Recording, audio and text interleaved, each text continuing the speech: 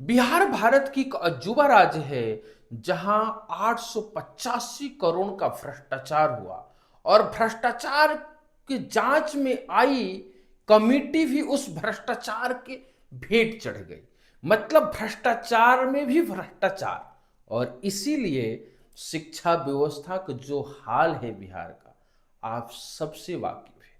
पूरे भारत से अगर सबसे निचले स्तर पर जो शिक्षा व्यवस्था है वो बिहार के हैं।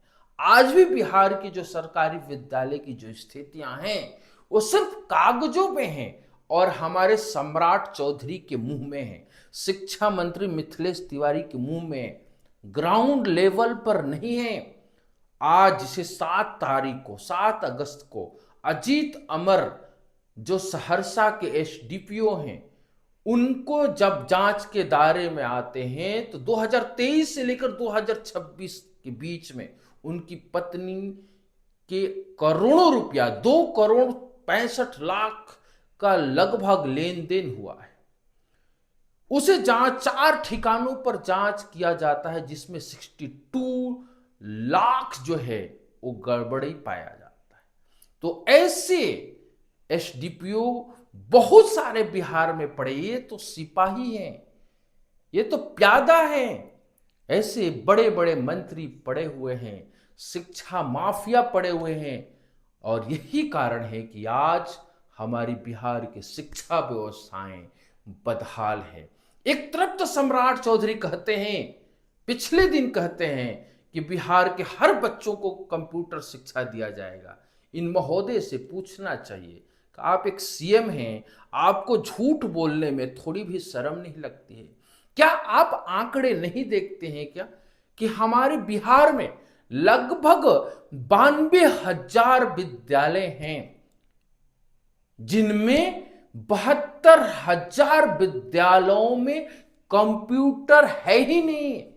सिर्फ 23,000 ही विद्यालयों में लगभग कंप्यूटर है महोदय। अभी भी 70% से ऊपर हमारे बच्चे कंप्यूटर से वंचित हैं। आप जैसे सीएम, अब हम क्या बताएं, आप पर पर्सनल टिप्पणी नहीं करना चाहते हैं। इस तरह की गंदी और गलत जो बयान करते हैं, लोगों को खुश करने के लिए करते हैं कि हर बच्चों को कंप्यूटर। आपके विद्यालय में तो कंप्यूटर है ही नहीं है, आपके विद्यालय में तो आईटी टीचर है ही नहीं है, तो शिक्षा क्या देंगे? तो ये है बिहार की बदहाल व्यवस्थाएं।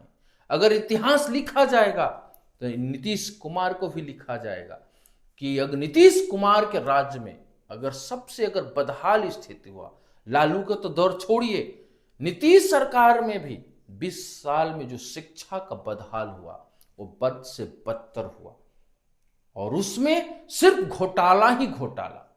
ग्राउंड लेवल पर आज भी हमारी शिक्षा की जो स्थिति है वो बहुत ही दयनीय है, बहुत ही दयनीय है। ऐसे अजीत अमर जैसे सैकड़ों एसडीपीओ कहें, एजुकेशन ऑफिसर कहें, हमारे जिला पदाधिकारी कहें, शिक्षा पदाधिकारी कहें, सब इन्वॉल्व है। मिड डे मील सिर्फ एक घोटाला के एक जगह बन चुका है बिहार में। तो इन शिक्षा व्यवस्था पर बात करने वाले हमारे सम्राट चौधरी, थोड़ी सी ग्राउंड लेवल पर भी देखा जाए कि बच्चों को सही शिक्षा मुहैया हो।